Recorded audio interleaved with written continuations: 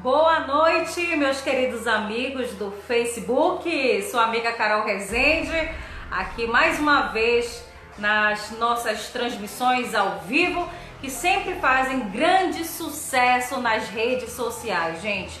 E hoje nós estamos aqui com a minha querida amiga e parceira, psicóloga, psicoterapeuta, especialista na parte de desenvolvimento infantil. Ela vai se apresentar para você, já tem gente aí entrando na nossa live.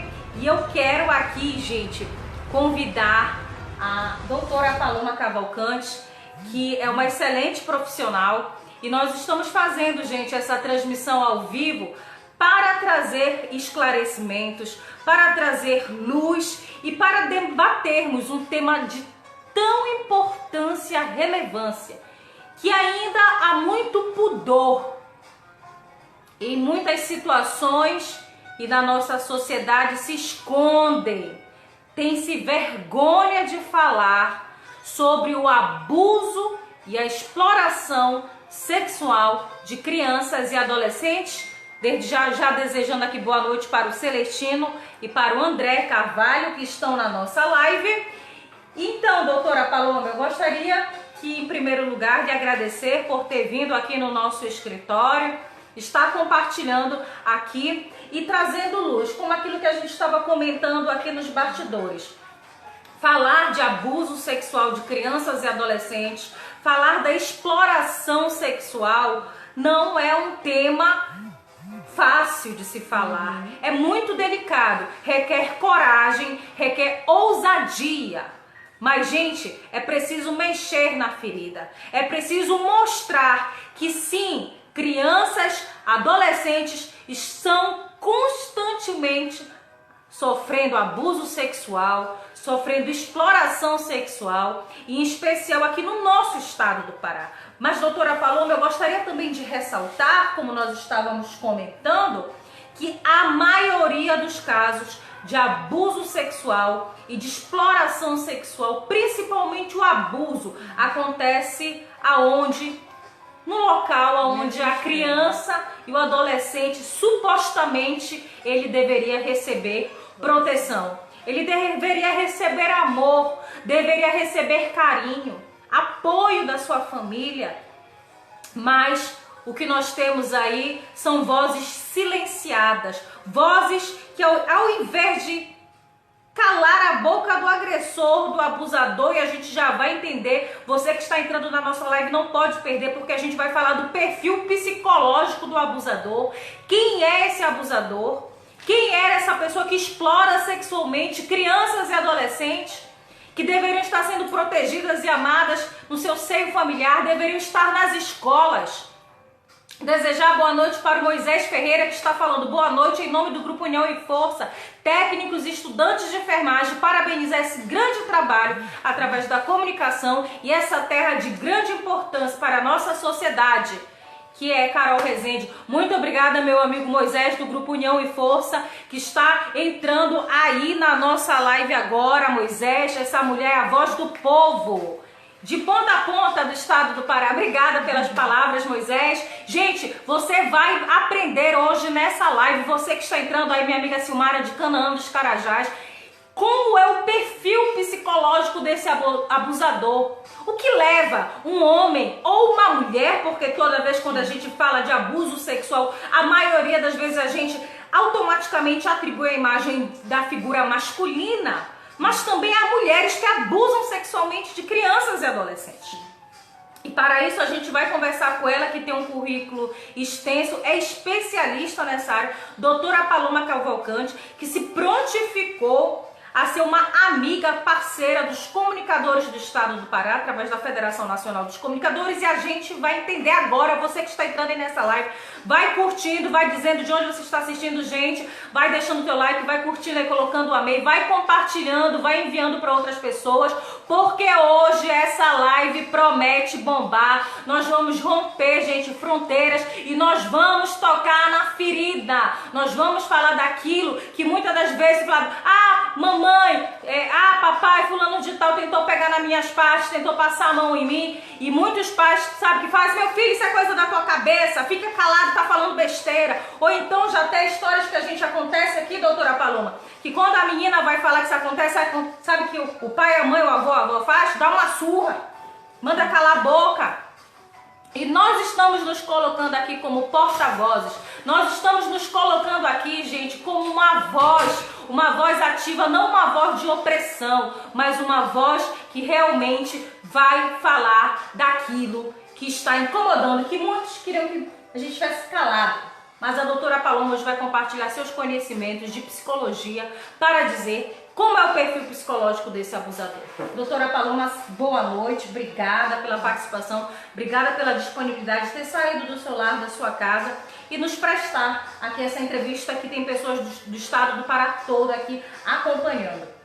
Doutora Paloma, não é fácil falar desse tema, é um tema que realmente é um tema polêmico, mas faz-se necessário. Obrigada pela sua participação e estou feliz porque você está melhor de saúde, eu também, para que a gente possa aqui conduzir essa live.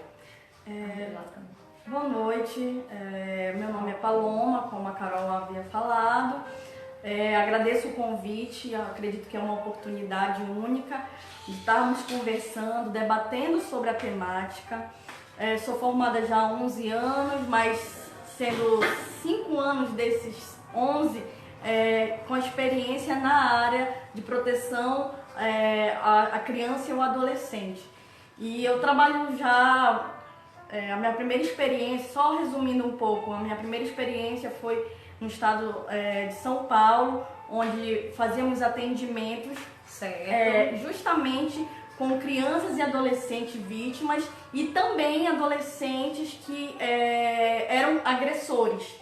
Sim, né? Eu acho que adolescentes que abusam sexualmente de crianças. Exatamente. Gente, foi importante a doutora Paloma falar nesse tópico, nesse ponto, porque eu vi recentemente um vídeo de um adolescente que pedia para que um garotinho, devia ter 2, 3 anos mais, manipulasse seus órgãos genitais.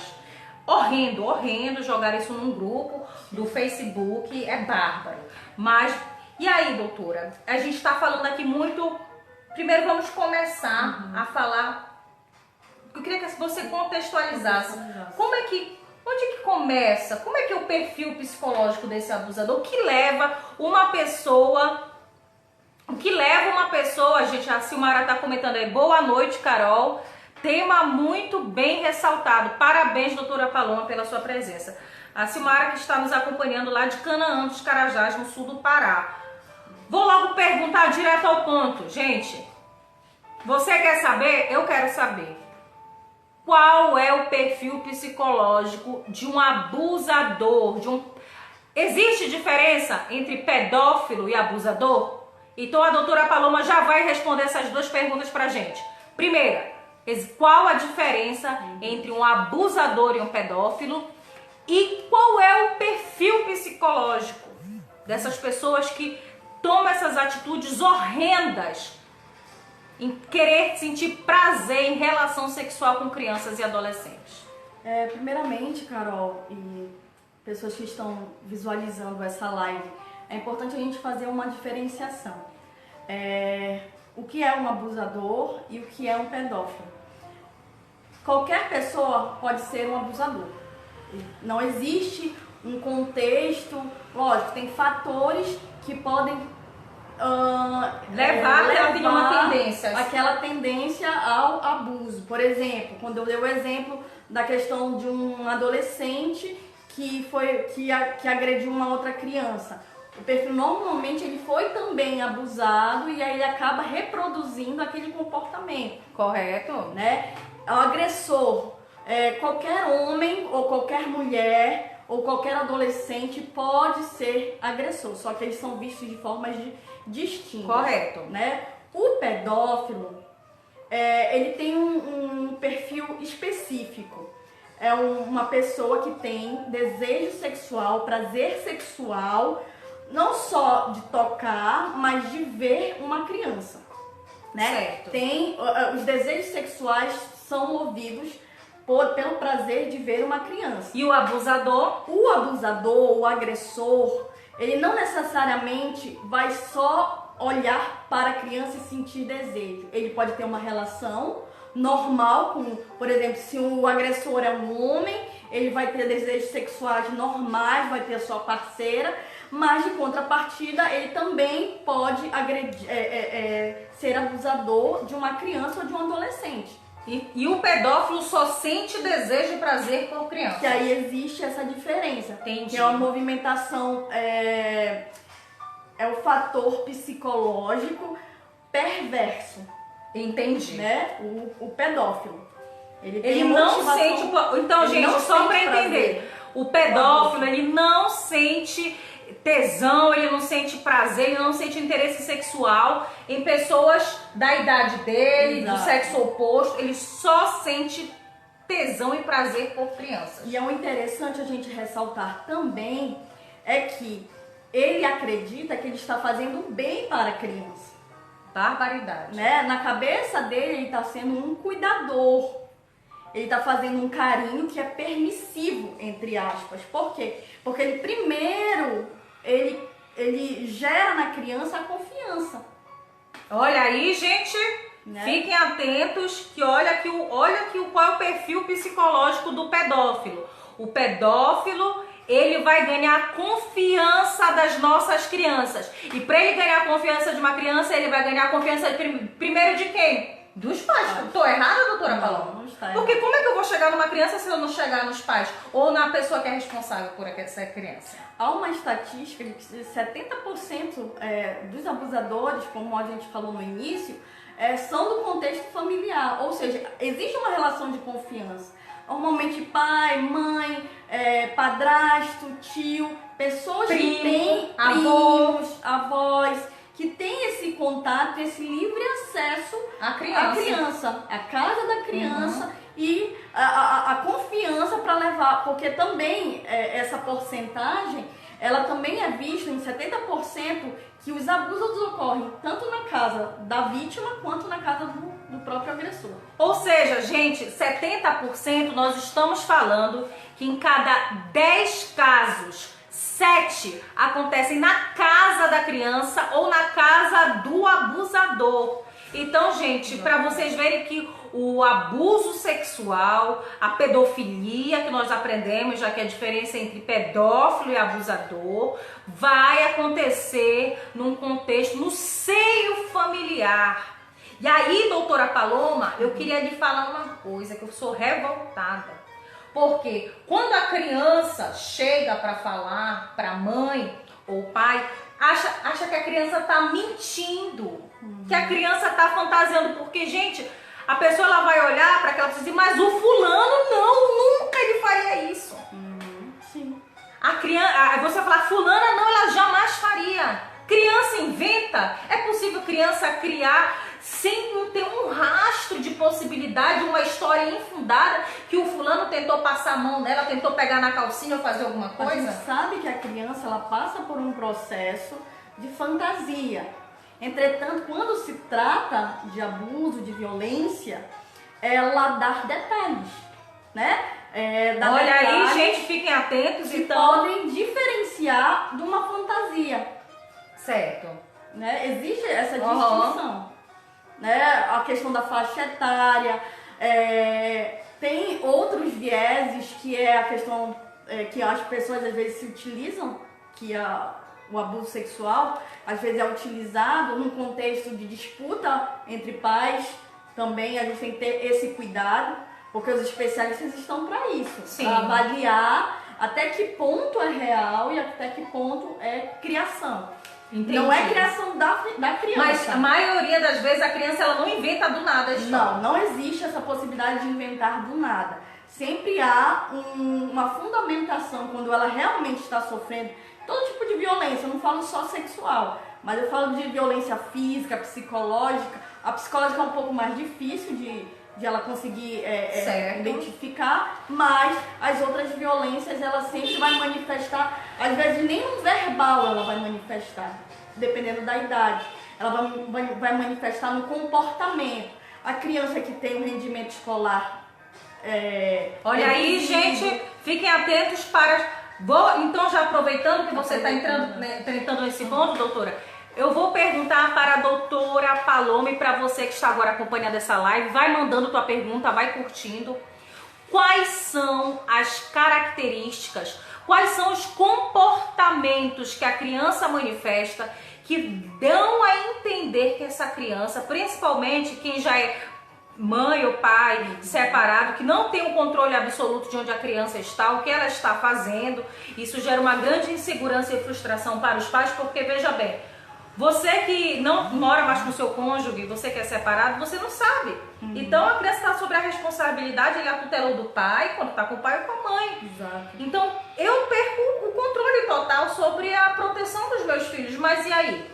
Quais são os comportamentos que essa criança ela manifesta? E já a gente vai responder essa pergunta para que dão a entender que ela está sofrendo abuso sexual. E a gente vai para a pergunta do Moisés Ferreira em seguida, do Grupo União e Força. São vários sinais, né? Tantos físicos, né? Quando você percebe, você analisa o corpo da sua filha, tá uma vermelhidão diferente na parte da vulva, né? No ânus, você consegue perceber alguns detalhes que diferenciam do que é normal, do que é esperado. Certo. Outros fatores psicológicos, a criança, por exemplo, é uma criança que é extremamente extrovertida e aí naquele momento você consegue perceber que ela se retrai mais, se isola, né? Não quer muita conversa, não quer muito carinho, mas é importante observar que a gente tem que ver o comportamento de como era a criança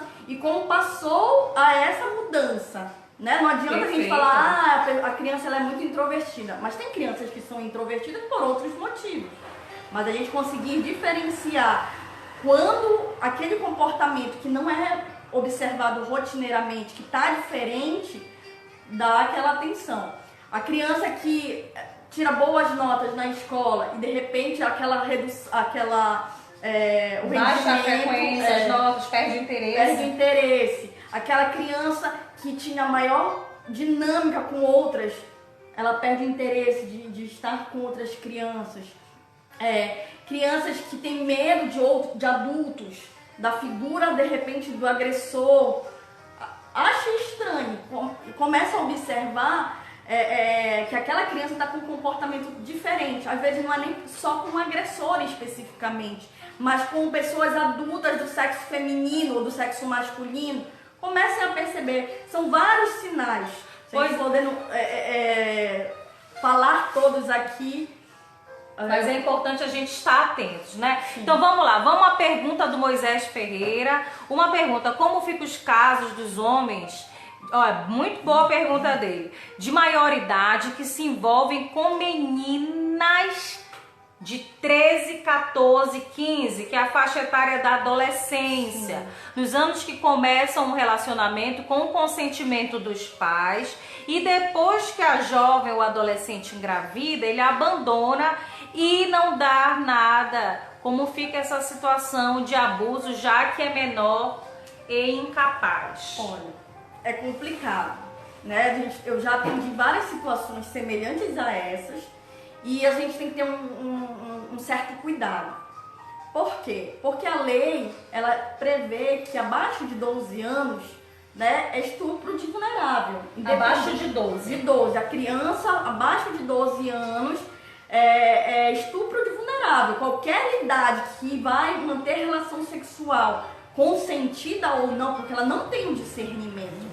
Então, a lei especifica que aquilo é um crime. Sim. Tá? Quando ele coloca 13, 14 anos... Que é considerada adolescência. Aí muitas meninas, por exemplo, nessa idade, pré-adolescentes, elas querem poder ter uma roupa melhor, ter um perfume, vai comprar uma maquiagem. Aí muitos se aproveitam, homens mais velhos. Desejo aí boa noite para o Paulo Henrique, que está entrando na nossa live.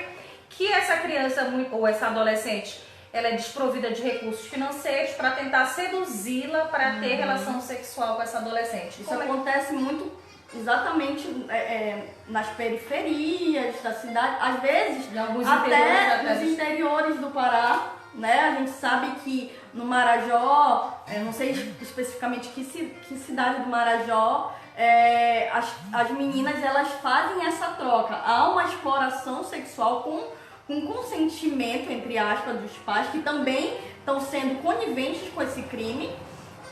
Há uma troca, não tem alimento em casa, então eu vou oferecer, entre aspas, o meu corpo, vou me prostituir em troca desse alimento.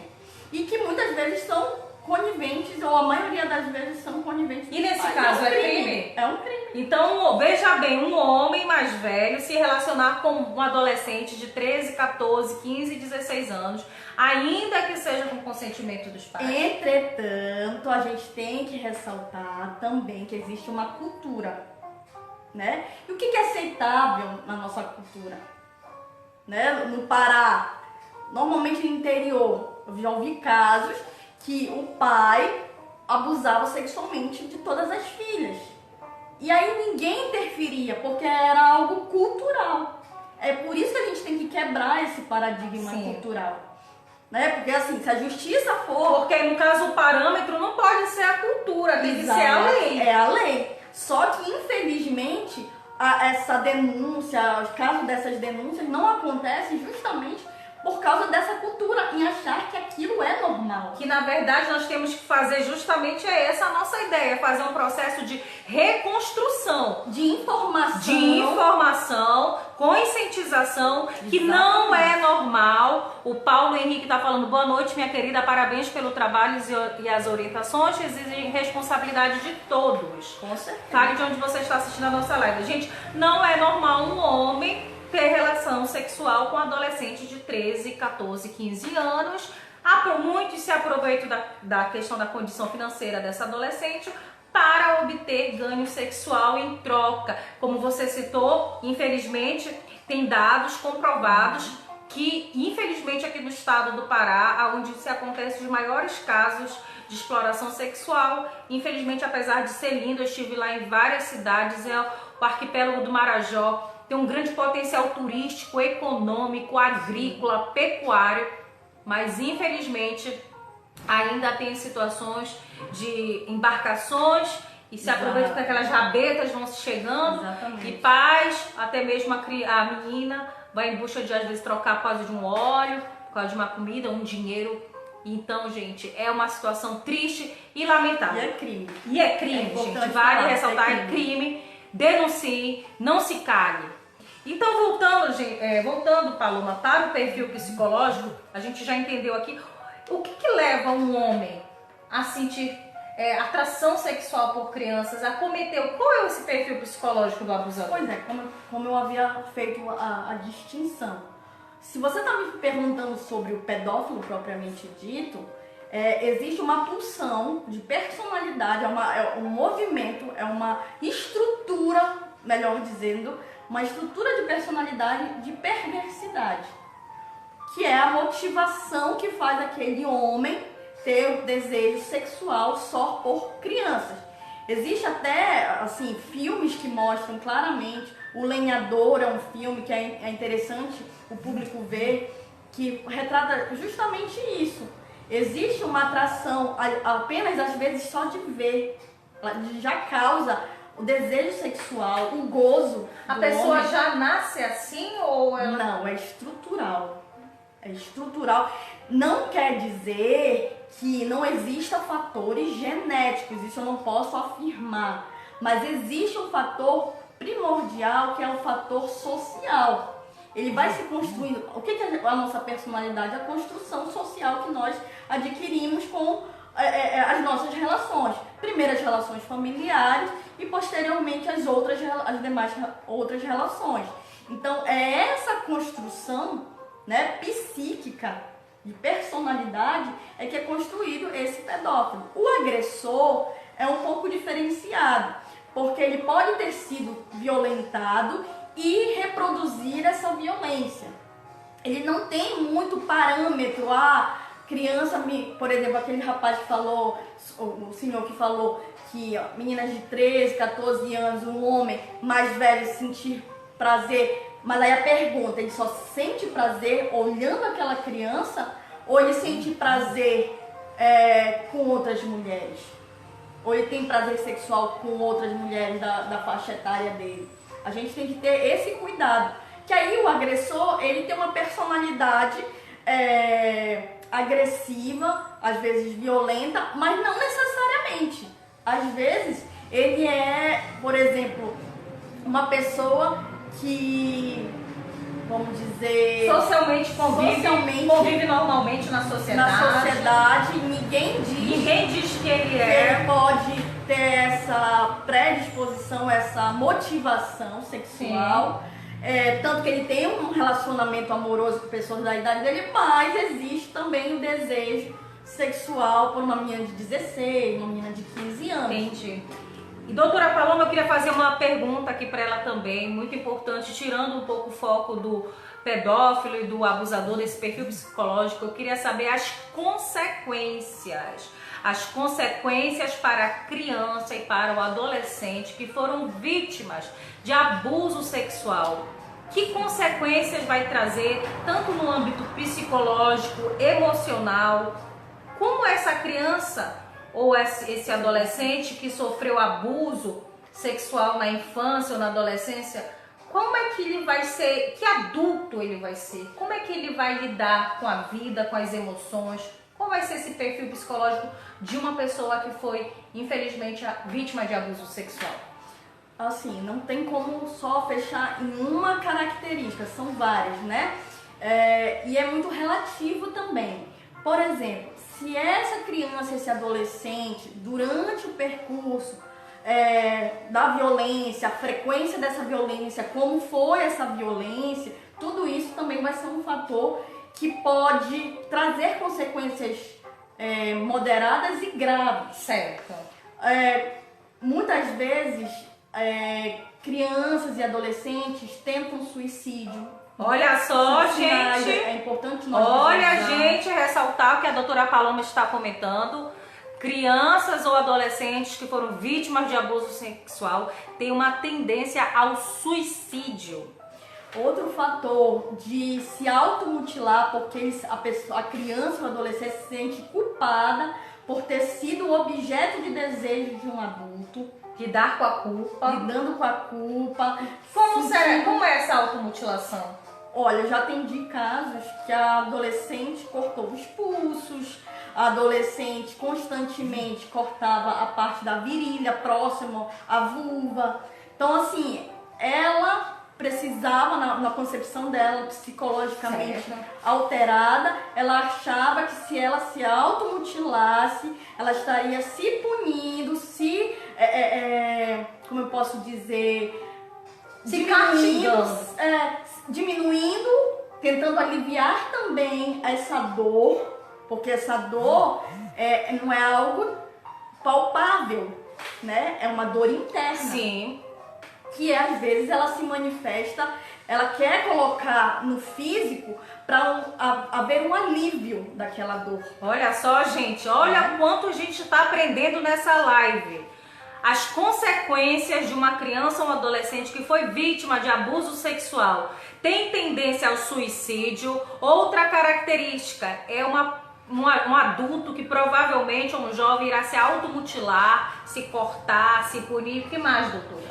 Existe também ir para o mundo das drogas. As drogas, né? Olha, a fuga para o álcool e drogas. Para droga, para algum tipo de vício. Por que a pessoa vai procurar os vícios, doutora? Porque ela é como se ela estivesse querendo morrer aos poucos, né? Entendi. O vício, se você perceber, é a morte aos poucos. Sim, verdade. Não é uma morte imediata. Eu vou tomar aqui um veneno, vou morrer. Não, mas ela tá se matando aos poucos. Mas ela tá se destruindo. Mas não é nem conscientemente, às vezes é muito inconsciente. Tudo isso que eu estou falando é inconsciente, tá? Tudo isso, gente, que a gente tá falando é nível de inconsciência.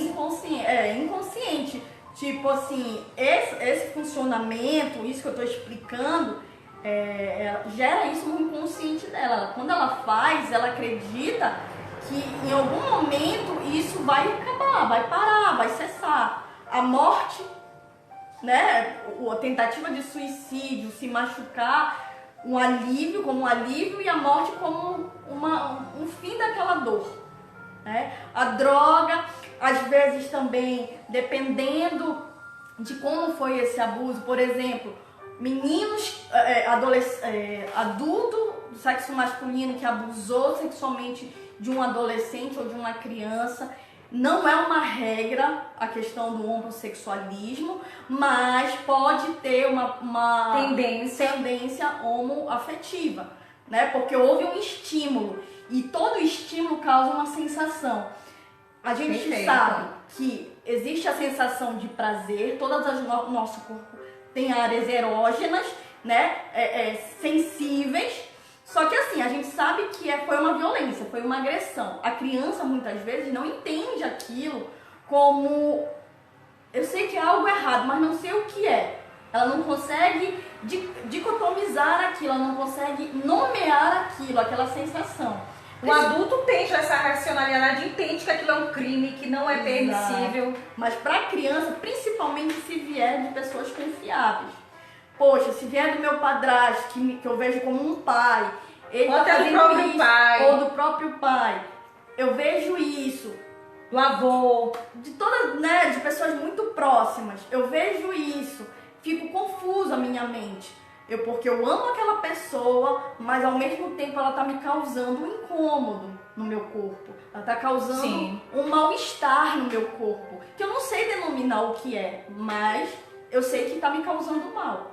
No adolescente, ele também consegue, um pouco mais elaborado, entender que aquele gesto, aquela atitude, mas muitas vezes eles não chegam à denúncia por medo, porque normalmente o agressor, o abusador, ele faz ameaças. Sim, né? Sim. Ameaça. Se falar pro teu pai e pra tua mãe, vou matar todo mundo, eu vou te dar uma surra. É ameaças. Então, ele se mantém em ameaça. O pedófilo, ele utiliza a ameaça, mas de uma forma, olha, eu estou cuidando de você, olha esse carinho, você não gosta? Então, ele tenta mostrar pra criança... Será que tem uma tendência à psicopatia, o pedófilo? Então, a gente não pode ser que sim, mas pode ser que não. A gente não tem como, a gente tem que fazer, cada caso é um caso. Entendi. Então, tem que ser avaliado. E a cura? Gente, você que tá aí na live, a Neuma que tá entrando lá do Amapá, o Bill Freitas, eu queria que vocês enviassem perguntas aqui, aproveitar a presença da doutora Paloma, que é uma especialista, psicóloga em desenvolvimento infantil, também é bacharel em direito, é a área dela, é a especialidade. E eu queria que vocês enviassem perguntas nesse dia 18 de maio, que é o Dia Nacional em Combate ao Abuso e Exploração Sexual de Crianças e Adolescentes. O Bill Freitas está falando. É excelente a abordagem, estamos precisando muito intensificar esse cuidado. Obrigada pelo comentário, Bill. E aí, eu gostaria de fazer outra pergunta, se você tiver pergunta. Posso só acrescentar essa questão do cuidado? Acho que é importante a gente frisar que os pais, os responsáveis que estão vendo, que têm as suas crianças, seus adolescentes, ter esse cuidado de ensinar as crianças. Tem muitos vídeos, no final, se puder, depois enviava no grupo, vídeos infantis que falam de uma forma simples para a criança, de como se proteger. Se caso alguma coisa aconteça, se ela se autoproteger. Assim, pedindo ajuda para uma pessoa que ela confie, gritar, correr, sabe? Fazer alguns ensinamentos bem didáticos, bem infantilizados para que ela tenha compreensão. Pedagógicos, exatamente, para que ela tenha compreensão de que aquilo é algo errado. Exatamente. É algo que ela tem que buscar ser protegida. Gente, eu tenho uma dúvida e se você tiver, vai mandando, gente, pergunta. Eu sei que é um tema que gera muito tabu, muita polêmica. Muitas pessoas hoje são adultas, foram vítimas de abuso sexual na infância e tem vergonha de falar, nunca compartilharam isso com ninguém. Procure um especialista, a doutora Paloma Cavalcante está aqui nos ajudando nessa live, trazendo conhecimento, trazendo informação. E eu tenho uma pergunta. Eu gostaria de saber, doutora Paloma, se a cura, por exemplo, uma pessoa que foi um abusador em algum dado momento da sua vida, ou foi um pedófilo, se essa pessoa ela volta a ter a mente sã, saudável, se há a possibilidade de haver libertação para essa vida, e logo em seguida a doutora Paloma vai também nos responder como conseguir a cura. Você que foi vítima de abuso sexual, você que sabe de meninas que estão sendo exploradas sexualmente, meninos também que foram abusados, como curar-se? E agora a gente vai falar de cura. Então você vai mandando sua pergunta, gente, vai dando like, vai dando um amei, dá uma força, vai compartilhando aí, que isso aí a gente pode estar ajudando, você não sabe, pode estar ajudando a você e vai ajudar outras vidas e outras pessoas que convivem com essa ferida há muito tempo e nunca trouxeram à tona, nunca trouxeram à luz aquilo que estava em trevas, porque o que está em trevas está encoberto, está na escuridão. E nós estamos aqui para levar luz através do conhecimento, da informação, da ciência, da sabedoria. E aí, voltando à minha pergunta sobre cura. Primeiro lugar, um pedófilo, um abusador, ele pode se redimir, ele pode voltar a ser uma pessoa sã, normal e conviver em sociedade? Assim, o abusador, o agressor, ele pode sim. Ele tem a possibilidade de mudança. É importante a gente destacar que, infelizmente, os nossos órgãos eles não oferecem muitas vezes o atendimento para o agressor, porque é uma questão do tabu mesmo, cultural, a gente punir, né? Fazer justiça com as nossas mãos, né? A gente tem esse olhar, né? Ele tem que ser o marginalizado, ele tem que ser o excluído, só que ele também muitas vezes precisa dessa ajuda. Sim. Eu estaria sendo uma postura totalmente fora da psicologia se eu dissesse que não haveria cura. Existe sim a possibilidade de arrependimento, de mudança de rotina de comportamento. Mas eu acho que a precisa primeiro, desculpa, só fazer um parênteses, mas eu acho que a pessoa tem que reconhecer. Exatamente. Ela tem que reconhecer, porque muitas vezes eles negam. Né? Tem um movimento de negar que cometeu o ato, né? Que fiz uma vez, sim, mas fez. É importante esse reconhecimento, buscar ajuda de psicólogos. Existem psicólogos particulares, do funcionalismo público, tem da rede pública, das políticas públicas, existe, mas ainda é algo muito, está engatinhando ainda, que é nos atendimentos no CREAS. O CREAS é um serviço especializado para atendimento às vítimas de violência, todo tipo de violência.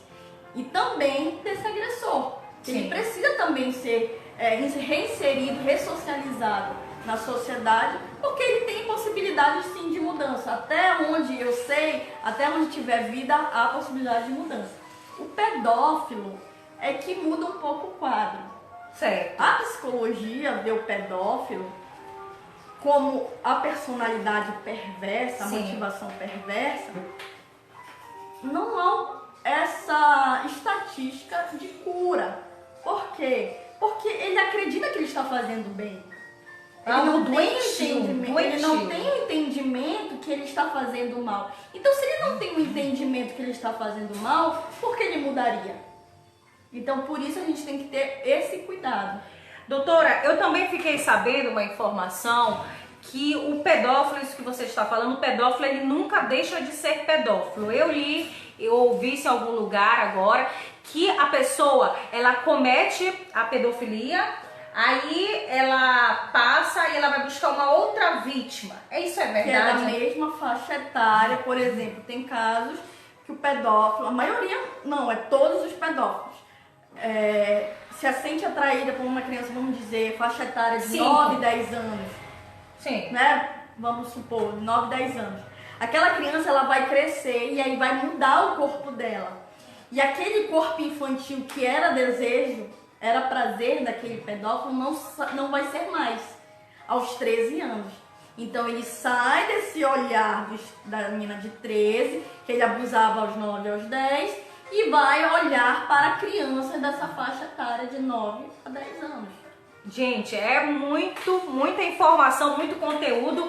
E agora, gente, eu queria perguntar, vai mandando tua pergunta, vai deixando o teu like, vai deixando o teu amei. Eu vou fazer uma pergunta agora para a doutora Paloma.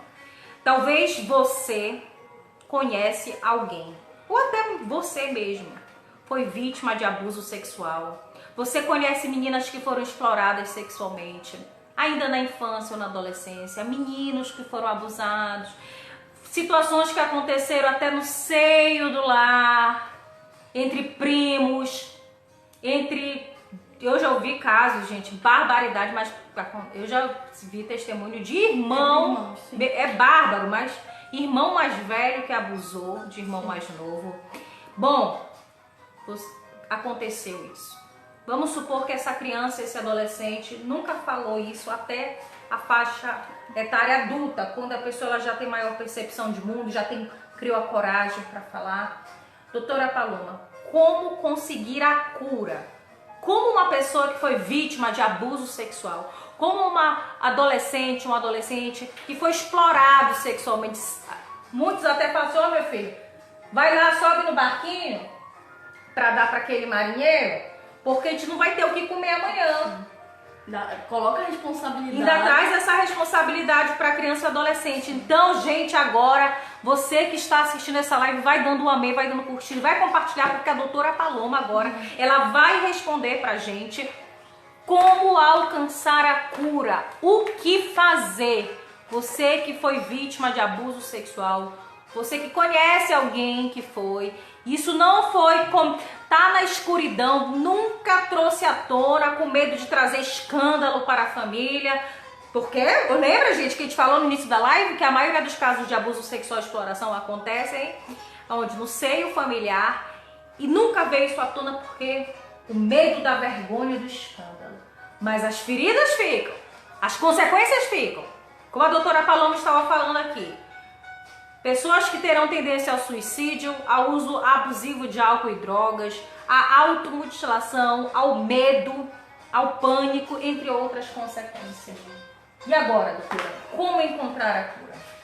É importante que se você lidou com isso a vida toda, não sei qual é a faixa etária que você está hoje e nunca pôde falar, né? É importante que você procure uma pessoa, ou da família, ou um amigo, uma pessoa de confiança e fale.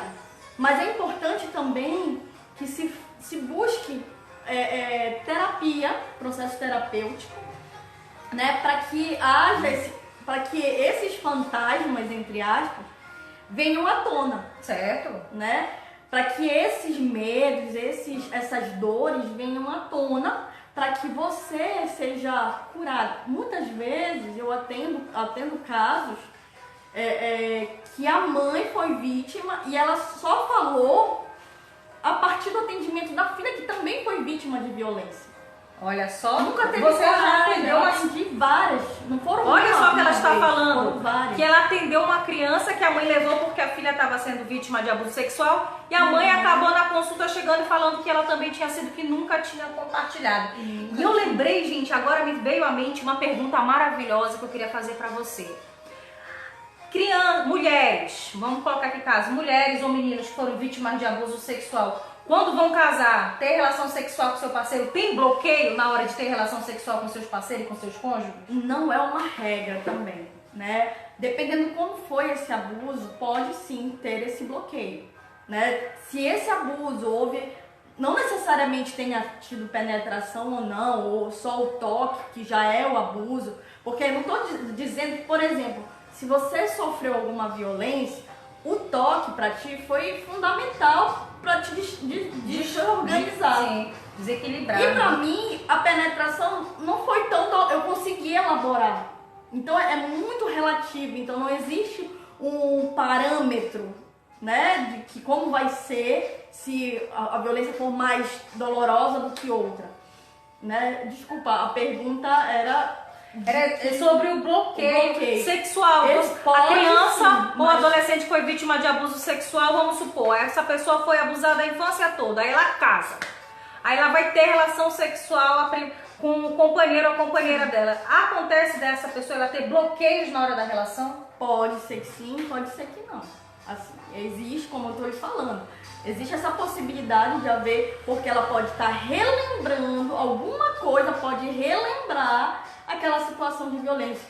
Ou o gesto do marido, né? Alguma atitude semelhante ao do agressor, do momento que você foi agredida lá atrás, algo que é como se fosse um estalo, como se fosse um gatilho que traz na tua memória, no teu inconsciente, a memória daquela violência. Mas não é uma regra. Ah, sofri violência, foi abuso ou penetração e quando eu manter relação isso vai ter dificuldade. Pode ser que sim, mas pode ser que não. Certo. Dependendo da forma como eu elaborei aquela situação. Por exemplo, vou dar um exemplo simples. Simples não, doloroso, mas essa mãe que falou que foi abusada, ela chorou na minha frente como se naquele momento ela tinha sido a violência tinha acontecido. E ela tinha acontecido já há 20 anos antes. Entendeu? 20, 30 anos. Mas ela trouxe à tona a dor, o sofrimento daquela violência lá atrás. Né?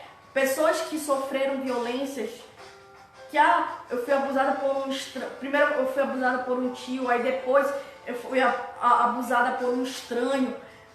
Às vezes a pessoa até acha que ela tem algum imã. Já ouvi a mulher... Será que eu só atraio abusador? A usuária falar. Parece que eu tenho um imã, parece que está escrito na minha testa. Me abusem. Me abusem. Mas não, gente, não é isso. É a questão mesmo de um processo, de um cuidado, de um alerta, um cuidado maior com a tua saúde mental, com a tua saúde física, com o ciclo de contato que tu estás. Isso também pode favorecer ou não essas relações, né? Abusivas. Porque, por exemplo, as pessoas que cresceram vendo o pai agredir a mãe por ter usado álcool, bebida. E aí ela às vezes vai buscar um homem que tem esse mesmo perfil. E aí a pessoa não entende, né? Por que o mesmo perfil? Né? Eu era contra o meu pai, eu não gostava de ver ele violentando a minha mãe, agredindo a minha mãe, mas... Por que eu acabei buscando uma pessoa com o mesmo perfil da pessoa que eu tinha repúdio? Exatamente. Aí tu fala assim, são as repetições, né? São o ciclo intrafamiliar. Aqui a psicologia fala de um jeito, né? As relações interpessoais, intergeracionais, ela usa esse termo. Relações intergeracionais, que vai passando de pai para filho, que parece que se repete, um ciclo de repetição de geração. De geração para geração. A mãe foi a Bíblia fala sobre maldições hereditárias. Então, a avó foi abusada, estuprada, a mãe foi abusada, a filha foi abusada, a neta foi abusada. O que está acontecendo nessa família, né? Nesse ciclo? Está tendo um complô de silêncio.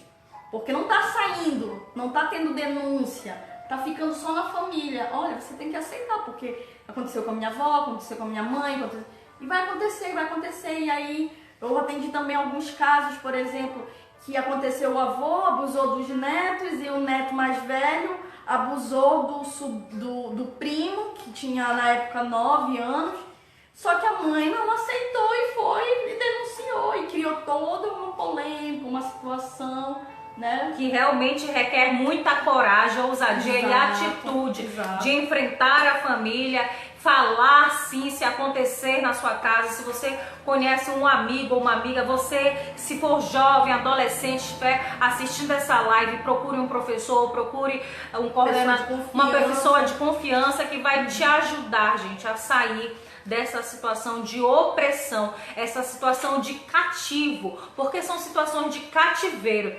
E nós acreditamos que através da ciência, através da psicologia e também através da fé, nós podemos alcançar a cura para esses traumas. São traumas. São traumas que são... O que é o trauma, afinal de contas, doutor? É algo muito doloroso que o psíquico muitas vezes traz sempre na memória e não aguenta e manifesta de várias formas. Né? O trauma é algo que foi algo, por exemplo, a perda de um ente querido é um trauma. O abuso sexual foi um trauma, foi algo que foi manifestado tão dolorosamente, criou na mente, o psíquico muitas vezes nem aguenta essa dor, quando eu falo psíquico, né, as nossas emoções, os nossos, o nosso inconsciente também muitas vezes não aguenta aquela dor e às vezes acaba buscando mecanismos e formas erradas para curar essa dor, seja através das fugas, não é isso, doutora? Que aí é o mundo das drogas, é a fuga nessa automutilação, por exemplo, mulheres que, por exemplo, quando eram crianças foram violentadas assim constantemente, às vezes até acredita que aquilo é normal, acaba na vida adulta também, por exemplo, acreditando que os seus relacionamentos é desse jeito, eu me relaciono, eu me envolvo emocionalmente com aquela pessoa, aí não dá certo, aí eu vou para outras relações e parece que fica nesse... E aí às vezes ela se pergunta, mas por quê? Por que não tá dando certo? Por quê?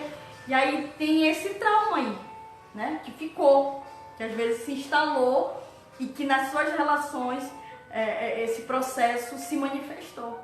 Mulheres que às vezes vão até para prostituição, muitas vezes a gente não sabe muito, a gente às vezes condena a pessoa, a garota de programa, a prostituta, mas a gente também não sabe como foi a estruturação dela, né? O contexto social, familiar e econômico. Certo. Por isso que acho que é muito importante, às vezes você vê uma pessoa no mundo das drogas, tentando suicídio, se automutilando, ou você vê uma pessoa afundada no alcoolismo, ou até mesmo, como você falou, no vício da prostituição. E aí nós, com a nossa tendência humana e nosso olhar julgador, queremos julgar. Mas será que você estende a mão para essa pessoa? Será o que você está fazendo para ajudar? O que a gente fala muito em transformação da sociedade, exigir do governo, que claro também tem sua responsabilidade, mas o que nós, enquanto seres humanos,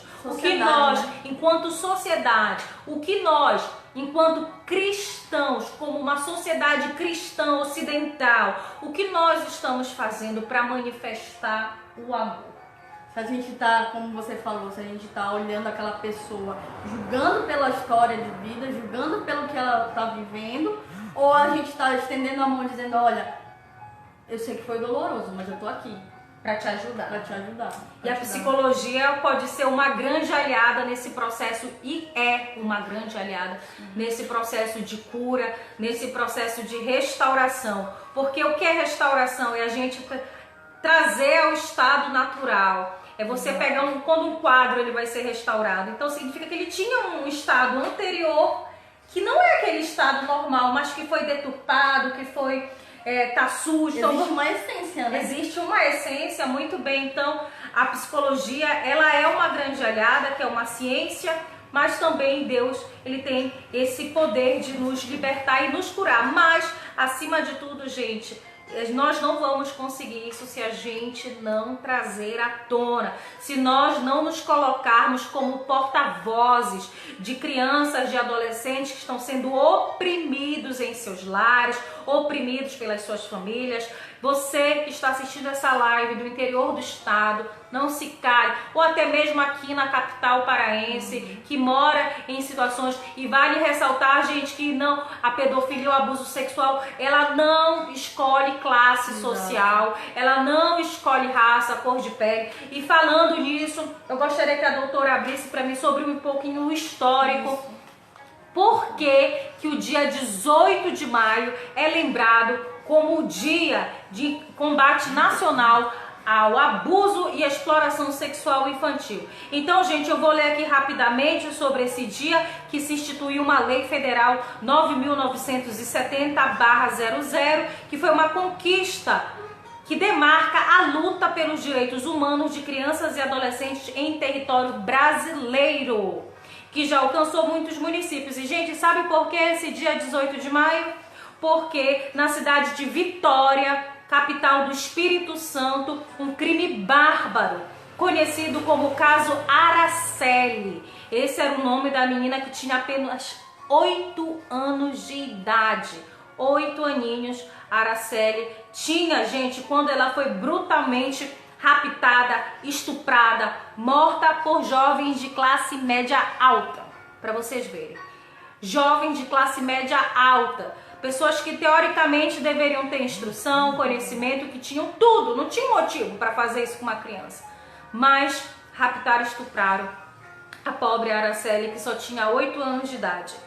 Em 20 anos de políticas públicas de enfrentamento à violência sexual, a sociedade como um todo é chamada a se mobilizar e se sensibilizar e informar em prol da luta em defesa dos direitos de crianças e adolescentes. É preciso garantir que toda criança e adolescente tenha o direito ao seu desenvolvimento de forma segura, gente. Saudável. E saudável. E é importante, existem várias técnicas na psicoterapia que podem te ajudar. A doutora Paloma Cavalcante vai ter o maior prazer em te ajudar. Você pode procurar, ela está marcada aqui, ela vai deixar o WhatsApp e, por favor, seu Instagram, para que as pessoas possam, que tenham interesse, talvez até levar sua palestra para a sua cidade, para o seu município. Nós estamos aí através da Federação Nacional dos Comunicadores. Graças a Deus, aqui também desejar boa noite à minha amiga Laura Lima, desejar boa noite ao meu amigo Wellington Bessa, lá de Garapé Açu, que está acompanhando a nossa live, gente, e falar que nós estamos aí, para a honra e glória de Deus, conseguindo amigos, parceiros, colaboradores que estão buscando fazer a diferença, mesmo nesse contexto de pandemia mundial. Eu estive com Covid, a doutora Paloma também acabou adquirindo, mas olha só, Deus nos curou.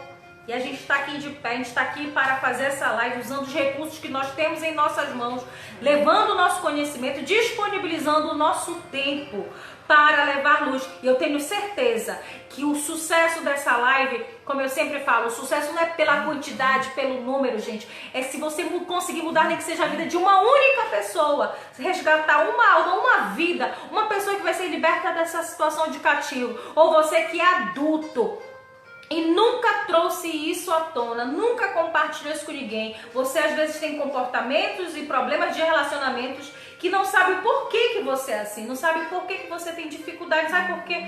Acontecem situações de tensão ou até mesmo você tem essa dificuldade. Então procure a doutora Paloma Cavalcante, ela vai falar aqui o número dela para contato, tá bom? Licença. O WhatsApp dela é o 991 35 16 26. Eu vou repetir novamente, essa live vai ficar salva.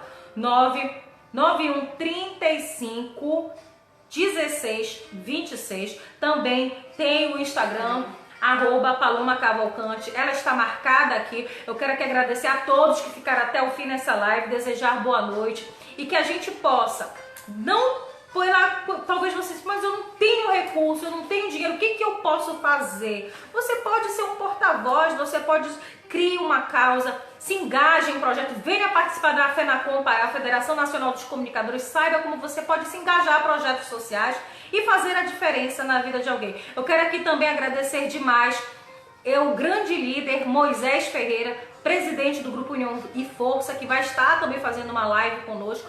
O Moisés, que é um grupo de técnicos de enfermagem e enfermeiros profissionais da área da saúde, que fazem trabalho social voluntário, não cobram nada, serviço gratuito para comunidades carentes.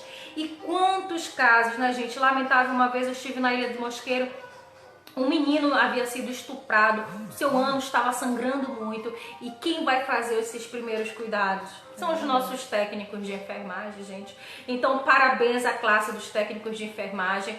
O Moisés, ele está falando que ele convidou amigos do projeto da Casa do Fábio, um grande projeto social que ajuda muitas famílias nos bairros de Belém. Também desejar boa noite ao Pereira JP, que está acompanhando aqui a nossa informação, todas as informações, a Laura arrastando aqui para baixo. A Laura está comentando, é importante lembrar que em muitos casos fica oculto nos interiores, nas áreas rurais. E como engenheira agrônoma, a Laura como assistente social, que é também especialista da área rural e do campo, a gente sabe de inúmeros casos. E também lembrar que acontece na cidade, como hoje, esse dia é lembrado quando jovens de classe média alta estupraram e mataram uma garotinha de 8 anos de idade, um crime bárbaro que aconteceu lá em Vila Velha, no Espírito Santo.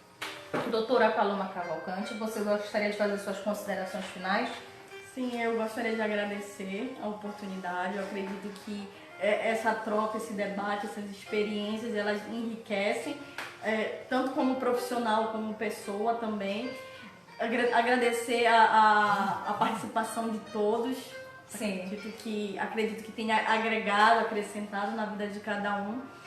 E me colocar sempre à disposição naquilo que precisarem, naquilo que se dispuserem a... É isso aí, gente. Eu tava até brincando aqui com a doutora Paloma, que eu disse que ela vai ficar uma youtuber comigo.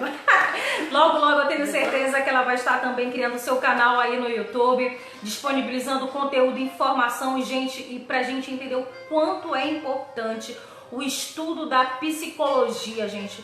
Eu falo por experiência própria, pelo autoconhecimento. Para quem não sabe, a doutora Paloma Cavalcante é minha psicoterapeuta, é uma pessoa que tem me ajudado muito, eu tenho crescido muito como pessoa, com ela tem me ajudado em várias áreas. Então, gente, eu recomendo.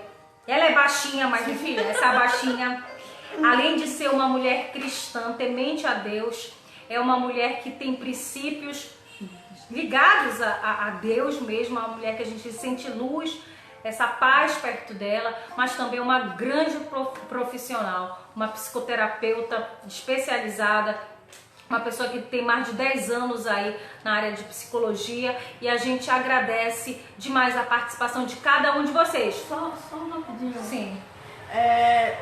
As pessoas que quiserem procurar também órgãos, políticas públicas que ajudem a essas pessoas que precisam dessa ajuda, da violência, e não só da violência sexual ou exploração, mas de todo tipo de violência, o CREAS, né? Em cada município existe serviço de assistência social. As redes, o Parapaz também. Muito bem lembrado. Pelo fato dele não só ter aqui na capital, mas tem nos interiores, em outros municípios. Eu não sei a quantidade que tem, mas assim, só procurar na internet. Parapaz, ele fornece esses atendimentos lá, é delegacia, tem o atendimento médico e o atendimento psicossocial. E é importante essa informação. Muito bom, gente, muito interessante aqui também valorizar o trabalho dos psicólogos, dos psicoterapeutas, dos psiquiatras, dos assistentes sociais, dos CRAS, dos CREAS. Gente, tem órgãos aí, tanto públicos quanto particulares, que podem te ajudar. Mas se você precisa de um atendimento particular, personalizado, procure, por favor, doutora Paloma Cavalcante. Tem alguém tentando entrar aí na nossa live? Bora ver se consegue, tá, gente? Então, eu quero a participação de cada um de vocês. E olha só, gente, e falar que quem tá aqui assistindo as nossas lives, nós vamos trazer uma live, gente, imperdível, que a gente vai estar falando sobre segurança, sobre inteligência em tempos de pandemia.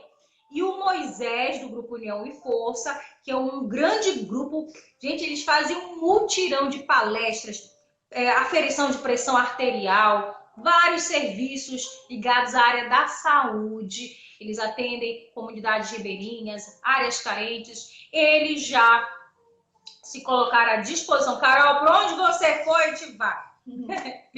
Então, para onde nós, se Deus quiser, tão logo em breve, esta pandemia vai passar, porque ela tem tempo, ela tem prazo para acabar, e também aliado aos esforços do poder público, quanto também nós exercemos a nossa autorresponsabilidade enquanto cidadãos, procurando atender as medidas estabelecidas pela Organização Mundial de Saúde. A gente vai sair logo disso em breve, e nós vamos estar em campo, onde a gente gosta de estar, em atuação, levando que a gente pode, serviços para ajudar ao próximo. Gente, essa foi a nossa live. Eu espero vocês na próxima live. Obrigada pela companhia de cada um de vocês. Segue a doutora Paloma Cavalcante no Instagram. Segue sua amiga Carol Rezende. Se você curtiu essa live, por favor, gente, curte e compartilha.